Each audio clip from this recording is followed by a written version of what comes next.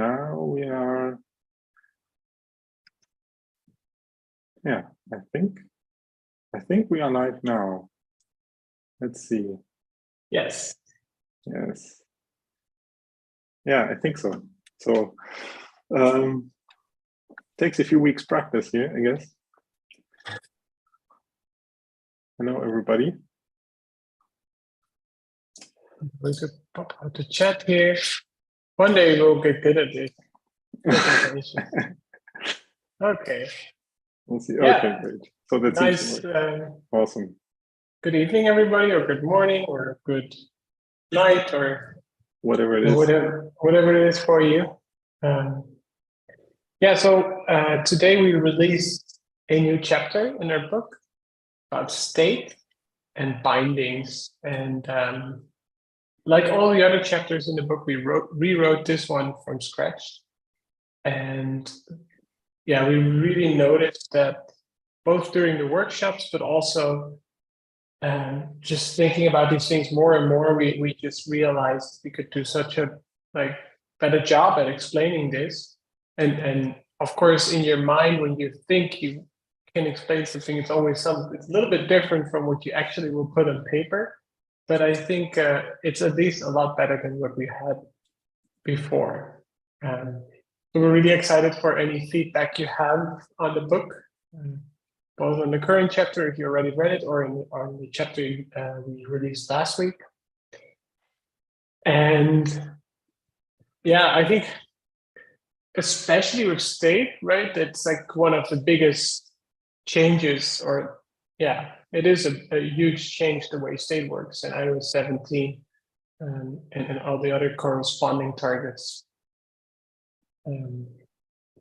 Yeah, perhaps I can show you a quick preview of the chapter, or perhaps the structure of the chapter, our thinking behind it.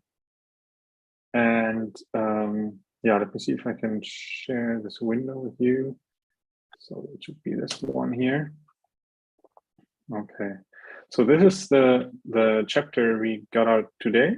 And as with all the other main chapters in the book, this is now, this chapter contains the state as of iOS 16, basically. So this is all the stuff that was previous iOS 17. And then we have a separate appendix chapter, so to say. Let me scroll down a little bit. At the very end, we now have this iOS 17 chapter where we will collect all the things that have been changed in iOS 17 that are relevant to all kinds of chapters in the book. And we'll have notes in the other chapters that show that have a reference basically to there. And in the state chapter, of course, all the old things will stay relevant for quite some time, because who can do iOS 17 only now? So and there, the general structure is we go through all the different kinds of state, right? We start with simple state. And then we go through that. We have all these diagrams in here to explain how @state really works, where the data is stored, how the lifetime is managed, the interplay between the state property in the view tree and then this state storage somewhere in the render tree or the attribute graph, how SwiftUI manages that. So this is the first thing we go through. And then next we go through the object property wrappers, so state object and observed object. And here it's the same thing. We again go through this with these diagrams and show how these what the differences are between state object and observed object, and in terms of lifetime management, in terms of ownership, and when you should use which one. And then at the end of the chapter, we also have, let me go there, we have a section about bindings, because it's kind of related to everything that has something to do with state. And in bindings, we also, we don't just describe how you use that, but also what's behind bindings, right? So we go through a series of steps to show like what would you do if you don't have bindings, and then how you get from there to this very concise binding syntax, and kind of try to demystify this and to show that it's really not a complicated concept.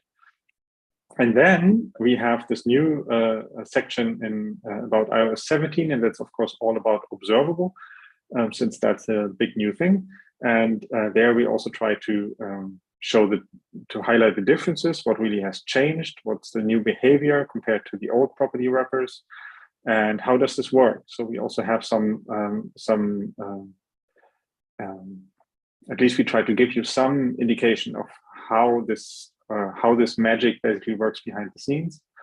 And related to that, we are also currently, we've just recorded the first 2 episodes of the Swift Talk series, where we actually re-implement this ourselves, the new observable system, basically. And we'll show a little bit about that probably later. But that's roughly what we have in this update this week.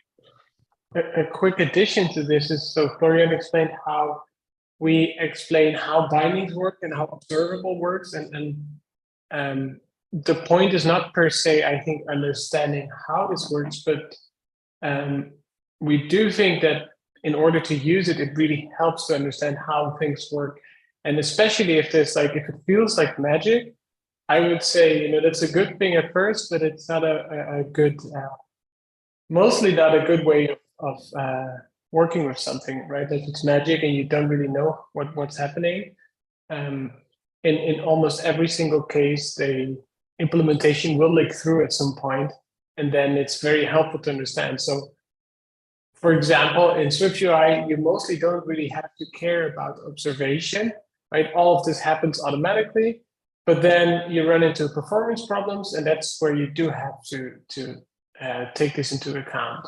And the same with bindings and with observable. I think having a good understanding of how this works below the hood will just help you write more efficient code and hopefully have less bugs.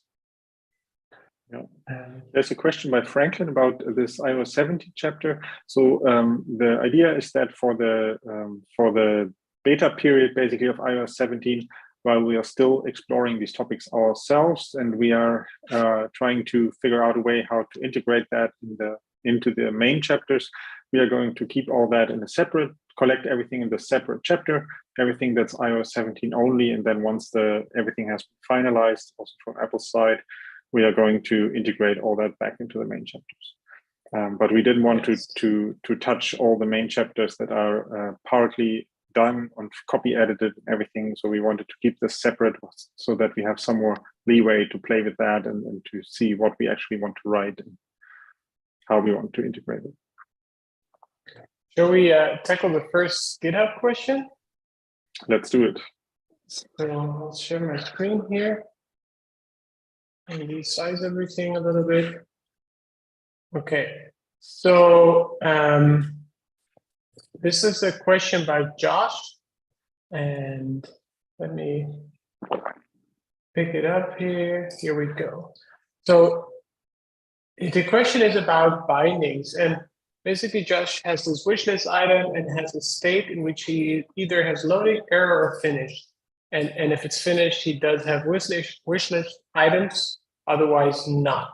And now the thing is, if you want to create some kind of view that edits this wishlist item, this will need a binding. And mostly constructing bindings out of things in SwiftUI or things in Swift is pretty easy, except when it's not, right? And then to do that, you definitely need quite a bit of code. So this is the code that Josh wrote to make it work. So basically, he has this. He checks okay, do I have the items, and then do I find that item that I'm looking for, and then this is the setter, right? And then he sets the model, and the getter just gets the item. So all of this is a little bit complicated, and the question is well, how can you make this simpler? So maybe we can have macros, or maybe we can write custom bindings, or also maybe a library or something like that.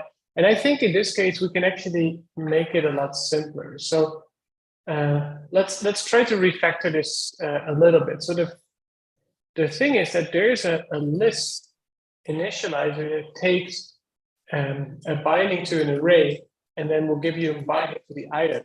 And so if we can just get a binding to the entire array of the wish list, then I think we should be good. So we can try that. So for example, we can do an extension on state and say items is an array of wish list item.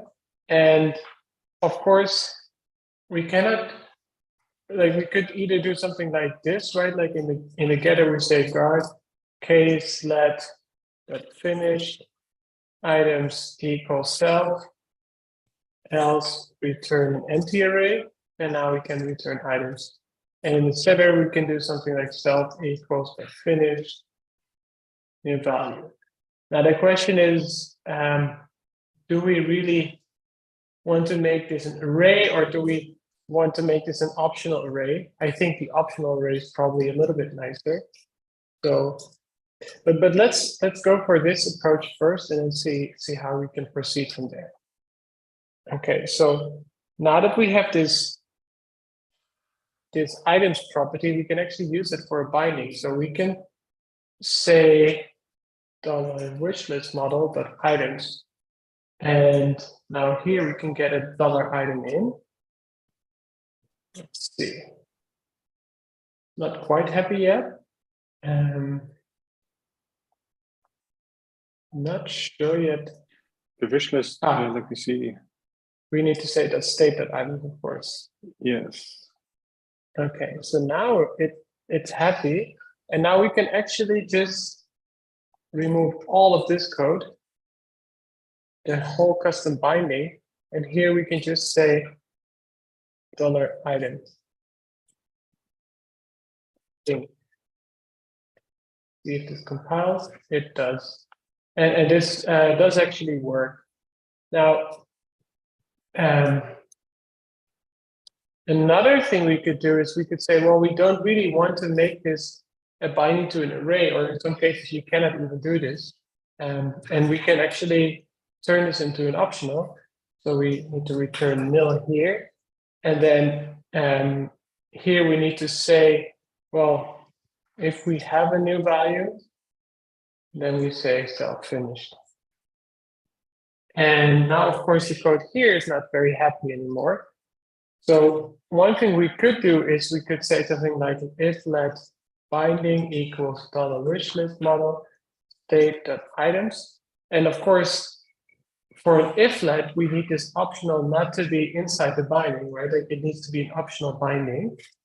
But there's a trick to do that. We can actually use an initializer of binding. And then inside, we can use our binding. So this initializer on binding actually takes a binding to an optional value and turns it into an optional binding of that same value. So now this also still compiles and works. And if you don't want to write this code over and over again, you could actually make this state generic. So we can pull this out maybe. And this, make it generic. This is kind of like a loading state, right? So maybe you can call it loading state. And note that we didn't have to really change anything in the implementation. So this would be loading state of loading. And this would be loading state of wishlist item. Okay, I think it still compiles. And there are a few further questions that Josh has around views that use this loading state. So it's maybe interesting to also look at the whole discussion there. So yeah, we went back and forth a little bit, and also made like generic views to load things. And yeah, I think it's a really good question. And I think the key takeaway here for me is that you can write a lot of stuff with bindings and with all kinds of complicated libraries, but in my I mean bindings with macros. So in my experience, I think a lot of these especially if you pull in third-party libraries, it often only complicates things more. And with macros, I have the same feeling that if we write a lot of macros, it will be hard to understand the code. And I think in this case, just knowing what the framework has available for you to simplify your code is very valuable. And this just takes a lot of time, right? Like you have to sort of know that this initializer is available in binding. You have to know that this initializer is available in list. But I think once you know it, hopefully it can help you simplify your code without having to reach for external libraries or macros. Okay. Nice. So let's maybe tackle one other question we have there on GitHub. So let me share this window here, which for some reason doesn't show up here in my. Okay, I think this might be it. No, that's not the right one. One more try. This one. Yeah. Okay. So we have another question here about improving performance, and there are always a lot of questions around this topic, especially if you get to larger production apps, and it's very difficult to say something like general about that, because, well, as always in complex projects, it's comes down to the specifics. But it kind of fits with this week's topic, state, because a lot of the issues that people have with performance in SwiftUI are related to too many unnecessary view updates. And this introduction of this observable macro, I think, should really help with that, because this now switched the observation mechanism for objects from the object level to the property level. And so before you sometimes had the case that you had some sort of a model object and some view was observing it, and then the view started to re-evaluate itself because the model object changed, but something in the model object changed that actually didn't affect the view, but the observation was on the object level. And now with the observation being moved to the property level by default automatically, I think this should help a lot. But in general, it's important to remember that if you have these kind of issues, it's not about just observing objects that can be the problem. It can also be about other things, right? So for example, let's imagine you have a struct with 10 different values in there, and you pass that into your view, and one value in the struct changes, then the view will redraw because it's a new value, right? It's a value type. And perhaps this value doesn't even affect this view. And so it's always important to be very specific with your views. If you just need two values out of the struct in your view, then perhaps pass in just these two values, because then the view will only re-evaluate if one of these values that actually affects the view changes. The same thing could be for something that you have in your environment. If you have a large style sheet struct, let's say, in your environment, and your view is only interested in, let's say, a badge background color from your style sheet. If you read this entire environment value, then your view will redraw again once this value changes, anything in this value changes. But if you only pull out this key path that you need from this environment value, so this key path to your badge background color in this environment value, the update will be much more specific. So there are all these cases in SwiftUI where it's always a good idea to be very specific about the data your view is interested in, to avoid this issue that your view redraws too often.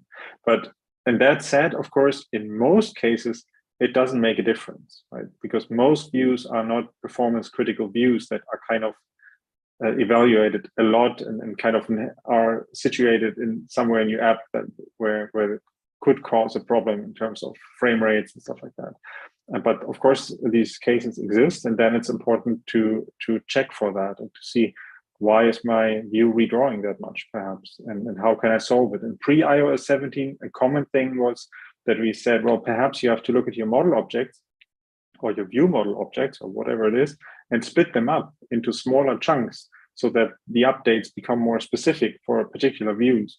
And with iOS 17 observable, much of that shouldn't be necessary anymore because it's just much more fine-grained.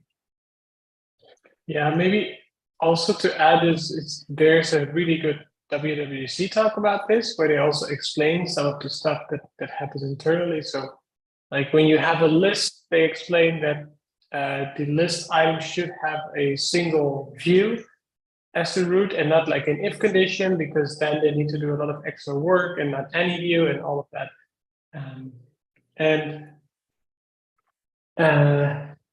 It's a little bit tricky. I think helping, like, again, understanding how SwiftUI works helps. But in general, like I would say, like, don't start optimizing all of your views to take as little data as possible. On the other hand, it might also help you in some cases to write simpler views. So if you're building like an app that has people in it and you want to make like a person's name editable, creating a component that takes just a string for the person's name rather than the entire person object or person value, I think will probably lead to a simpler design. But yeah, I would say like, yeah, I mean, how many, we had a large app and I think one view was very performance critical. And the moment we looked into that, we were able to solve it, and that was that. Sometimes if you make your views dependent on only the things it really needs, it also becomes easier to write previews, for example. That can be a nice side effect of that. Because if it depends on some complicated view model or something like that, then it's much more difficult to quickly instantiate a preview for that view. And so that's something we do a lot, that we separate these two things, basically, that you can have a very simple view. For example, if you do networking, let's say you have a view and you do a task in there and do some async work, and you can separate out the part of the view that actually shows the data once it's there, and then you can easily preview it and move the complicated async stuff into a wrapper view. And yeah, it's kind of a similar thing to if you would pass a complicated object to a view instead of just the 3 properties it needs. It becomes harder to preview it and to quickly experiment with it. Yes. Let me tackle 2 off-topic questions. So the first question is about whether Swift data is only for classes and no structure enums. I have not looked at Swift data yet. The only thing I know is that it's based on core data, and that's definitely, well, used to be. It is object-based. I imagine it's the same for Swift data. But yeah, that's probably, we're the wrong people to ask about this. I'll close the issue. And there was another, the other off-topic question was about Postgres and whether or not there's something in our episodes that we did on that are worth revisiting. So quite a while ago, when we rewrote the Swift Talk backend to Swift, we also recorded episodes about interfacing with Postgres. And currently, I think, like looking at the code, to me, it looks fine. There's always stuff you can improve, but I don't know if there's anything like radical that we would do different now with the new features we have in Swift. I do like, there's a framework called Lighter.Swift, which is an SQLite wrapper, and it uses macros also extensively, I think, or at least these compiler plugins or Swift package plugins to generate even more type-safe code, whereas our Postgres wrapper does have at some point like some string types in there, and it's like not super, like it works really well. And I think because we use Codable, like everything is type-safe in the end, but there are definitely some spots where you could add more safety or more simplicity than we have. also our implementation is very specific to the way we build our database, whereas yeah, for a real proper library, you want to be more flexible. Yeah. So the short answer is no. There's not much we would want to improve ourselves currently, but maybe, you know, I can imagine with macros that maybe at some point things could be made simpler. I don't know yet. Okay, so then let's take a look at one last question we have on GitHub here, and that is this one here. So, and I think that is kind of an interesting one, because I also saw there are discussions on the Swift forum about backporting this whole new observation framework to older versions, and to be available pre iOS 17. And it doesn't, if I gathered the sentiment correctly from scrolling through this thread, I think Apple's stance is they are not going to do that, because then there would be the expectation that it works with SwiftUI, but it doesn't pre-iOS 17, and so they are not going to backport it. It's only available iOS 17 and up, or any of the other platforms from this year. And yeah, so it's interesting to see, can we do that ourselves, right? Can we just take this, because it's open source, can we just take it and build it into our apps and then use it somehow? And yeah, let's try to take a look at that. So let me see if I can get my Xcode window here. Okay, so the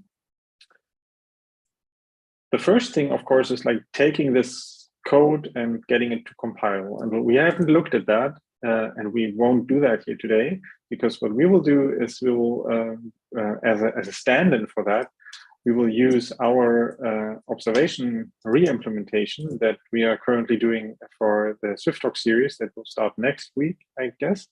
So the API is very similar. The naming is a little bit different in some places, but instead of trying to get Apple's code to compile, we are just going to plug this in here in this project for simplicity. And well, the question is a little bit, how do you get this to work with SwiftUI, right? Because this would be kind of a previous implementation. You have a very simple model object that conforms to observable object. Then we have a state object here. And then, well, let's see if I can actually get this to work in the preview. We'll see if this runs. Maybe just to be 100% clear about this, like getting the observation to work with SwiftUI is easy, right? Like observation works with SwiftUI. The new observation framework works with the new SwiftUI. Just to be completely clear, how do you get like your own re-implementation or backport to work with the current SwiftUI? Yeah, like yes, with whatever version you have to support, right? If you have to compile for iOS 16 or something like that, can you use the new observation API somehow? So that's basically what this is about. And yeah, so preview is still busy, but that doesn't matter.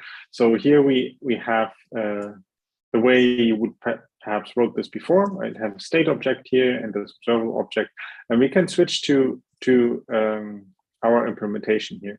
So usually you would write at observable here now, right? And the naming in our framework is still a little bit different. So we write at registrar here. And with no, this just by accident, right? We just started with some name and it's still there. And then you wouldn't need this published property anymore, and you wouldn't need the conformist anymore. And in here, we would just basically just say our model is the sample. And then I think we should almost be there. Let's see. It's trying to compile this. I don't know. I think this should run. Yeah, I think so too.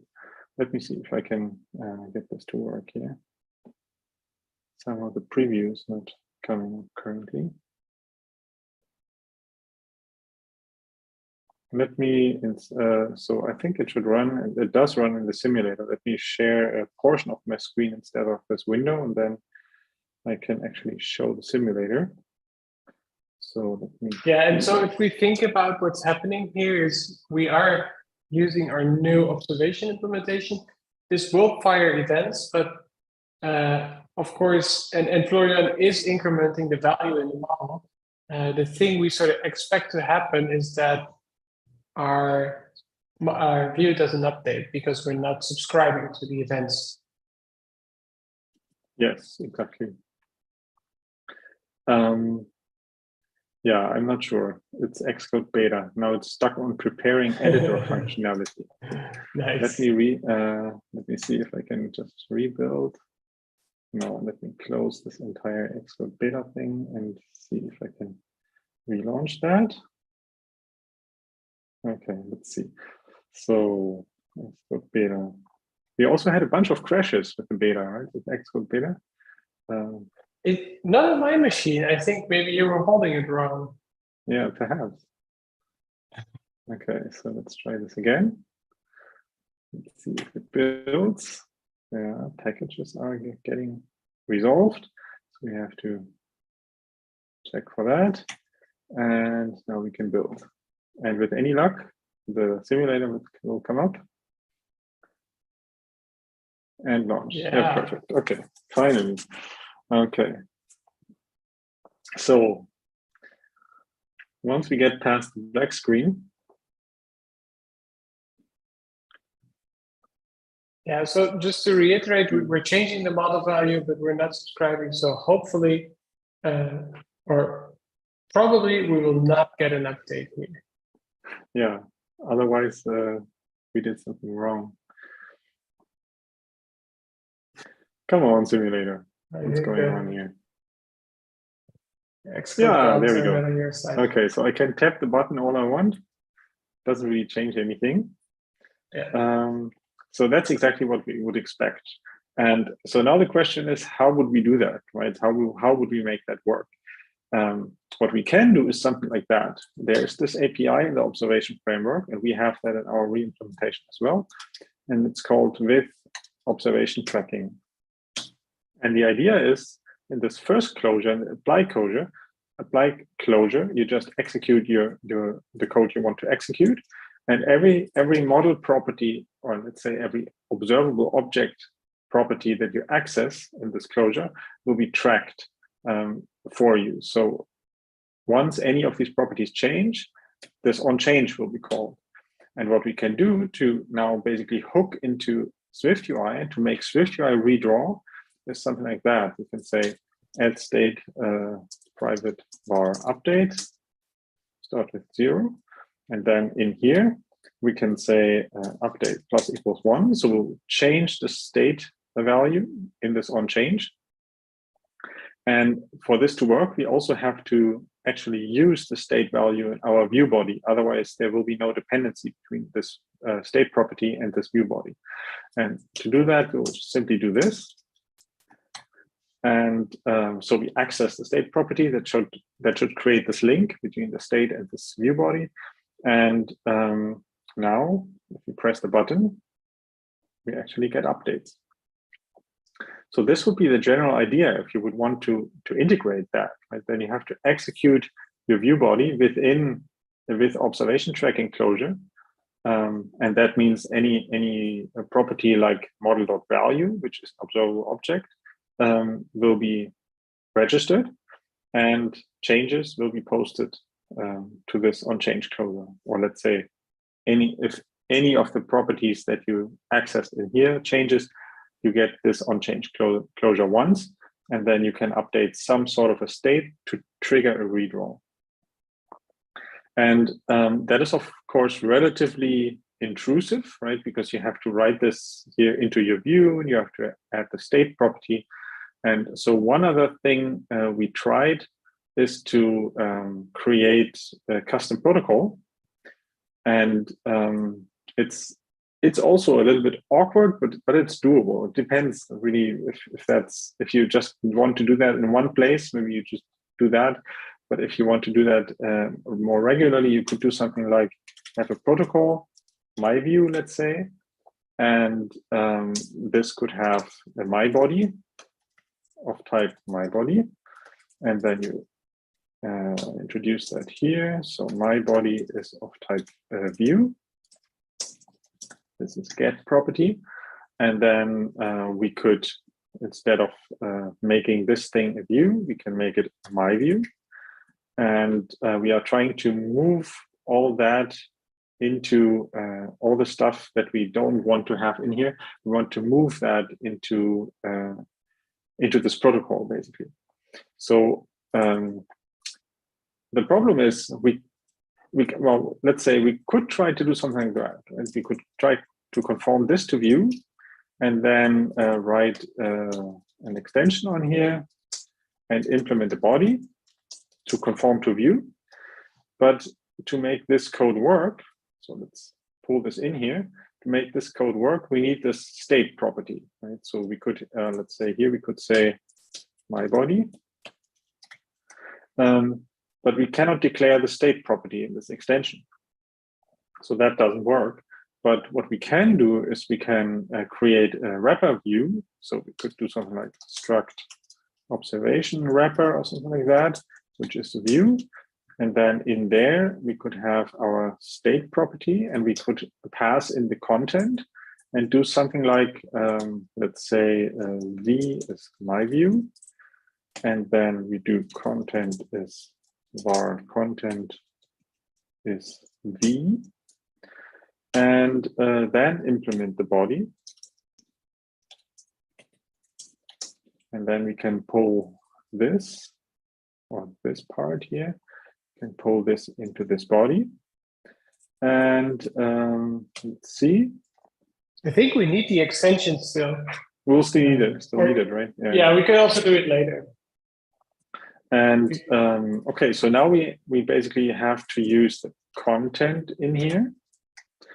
And let's clean up our counter struct up here. So the idea would be, let's see, that we also need this. Let's put it up here. And then in here, we are just left with the code, with the view code we actually want to do in here, something like that. And the myBody property. Yeah, so I need to change the naming. That's a good point. So this is one change we need to make. And so let's see what else. Here in the body, we now have to use our observation wrapper. So we can say this is observation wrapper, and the content is self. Okay, so let's see. Now we are left with this one. And so that means if you write a view like that, conforming to our myView protocol, the myBody in here will be wrapped in this observation tracking API automatically. So let's launch that and see if it actually works. Let's see. Yeah, I think it should work. Let's see. Just takes a while again.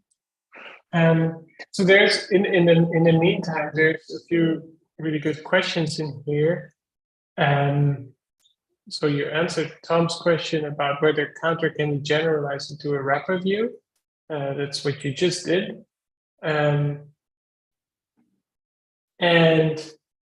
the next question in that respect is whether or not counter will work without the model property, and it actually will. I'm not sure. I don't think you did anything wrong here, Florian. Maybe try launching it again. I think the code looks good. I think it's a simulator. So yeah, seems like it. I don't know. I don't and the have counter. much luck with this beta. Yeah, it worked better this morning. Yeah. We killed the simulator. I don't know.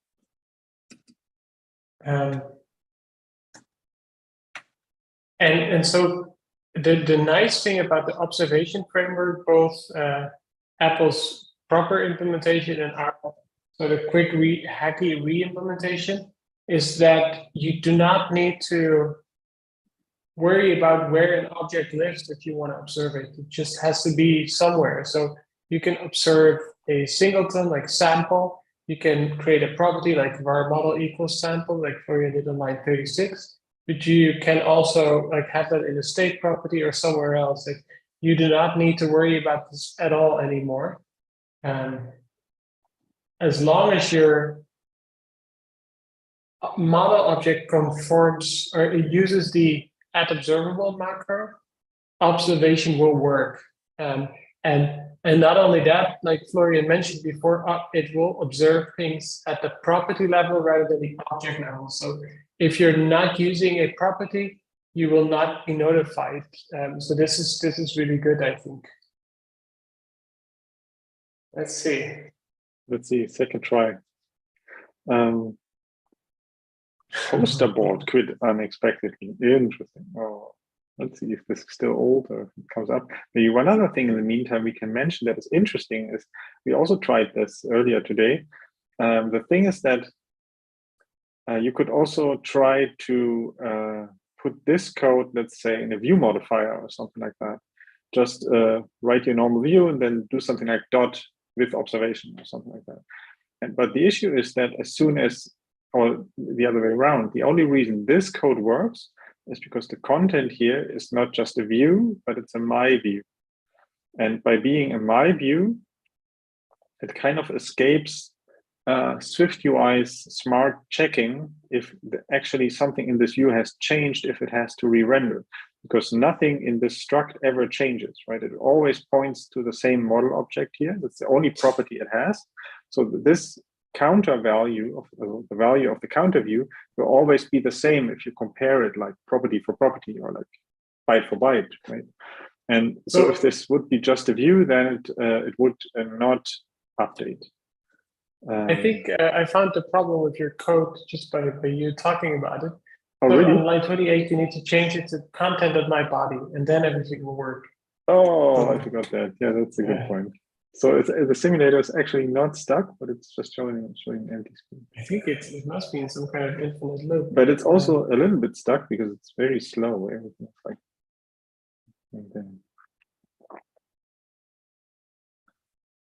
It's not normal how long it takes to launch. And so the nice thing about implementing it this way is that everything will still work. So because my view, the protocol inherits from the view protocol, it will actually, you can also use state properties and environment properties because you are in the end running real view. It's just that you don't write the body part yourself. That's being done inside this observation wrapper. So here we go. And it works. And so Florian is invalidating the view by doing this update + = 1, right? And a question by, I guess, Andres, I'm not 100% sure, is that could we instead use the ID modifier? And we can, right? And Florian, maybe we can quickly show two things at once. So in the counter, if you could add a second property, like a state property with and a second button to increment that value. So exactly. So now we can first show that this state property will work. Hopefully this launches quicker this time around. Yeah, it will. Okay, so these are separate properties. Yeah. Right, and now if you change the update + = 1, if we can get rid of that part and instead do an ID on the entire thing. Yes. So basically, you want to put an ID here at this place, or for example, yeah. Okay. And just use the update property for the ID. Yeah, why not? Or yeah, something that changes. So and then we don't need line 26 anymore. Yes, exactly. And this will work if you keep pressing the first button in the view. So the top button. So this works, and now you can press the other one, and this also works. But the moment you press the top button again, it resets to 0. No, or does it not? It doesn't. Interesting. I would have expected that as well. Because the state property is still part of the same view. Yeah. Any state that's inside will get reset. So if you would have a nested view, that state would get reset because is basically considered a completely new view, and that view gets removed from the attribute graph and gets recreated. And so using ID for this purpose will have side effects that you probably do not want to have. And I think that the unlet underscore equals update is more appropriate in this case. And that said, like all of this is a big hack, right? Like, but using .id can have all kinds of side effects, right? It's not just state that you might lose. It's also things like if you have transitions defined somewhere or something like that, you know, the things get triggered because it's considered to be a new view. So it's like the old one got removed and you were inserted. So you might trigger a transition without actually wanting to trigger that, or it can have all kinds of consequences that might work for a special case where this is not relevant. But if you want to use it as more of a general purpose thing, it can be an issue. Yeah. Yeah.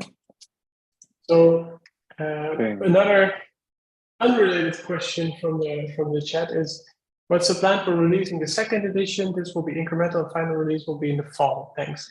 We did answer this before in the previous Q&A, but of course we don't expect everybody to watch through an hour of that every single time. So we wrote the book. We finished most of the copy editing even before WWDC, and then changes happened. So we realized we couldn't release the book as is. We would need to change things for the new iOS 17 and the other platforms. So we are releasing the chapters basically almost the way we wrote them, with little notes in between saying, hey, this changed in iOS 17. So that if you're developing for iOS 17, you know. And then we tacked another chapter to the very back of the book, and there we'll collect all the iOS 17 stuff. And that way we can have basically most of the other chapters, we can keep them relatively stable and keep things separated for the, like the majority of people will need to support older platforms, the majority of our readers. Once we know that the APIs won't change anymore, so the moment we know that we have like a golden master or something, that's when we can actually integrate everything into the book and copy edit and do all of that. So that's our plan for the release. And maybe to give you a bit of an idea of what parts will be affected still. So next time we'll have a layout chapter.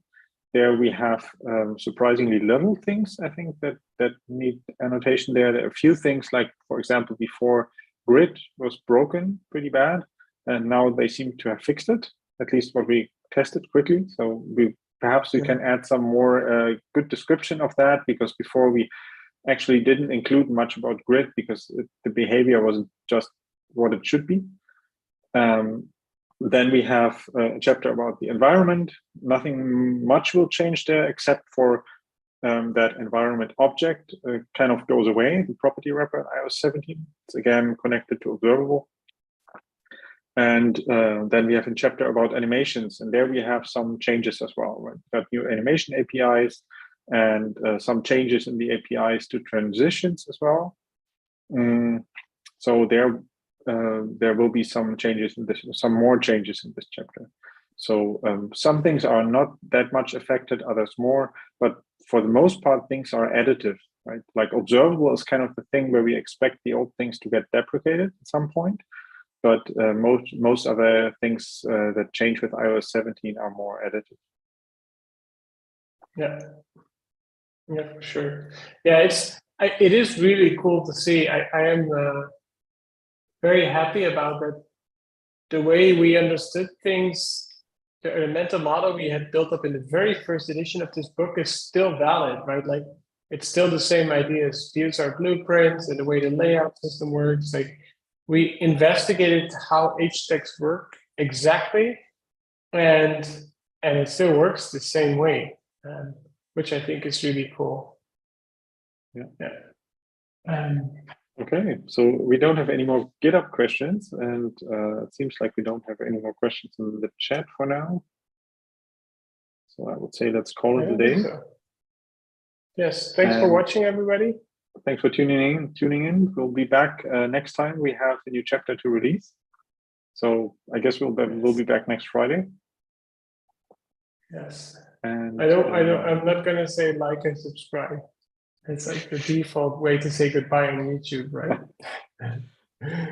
Cool. We'll just wish you a nice weekend, and then perhaps see you next week. Bye. Bye, everybody.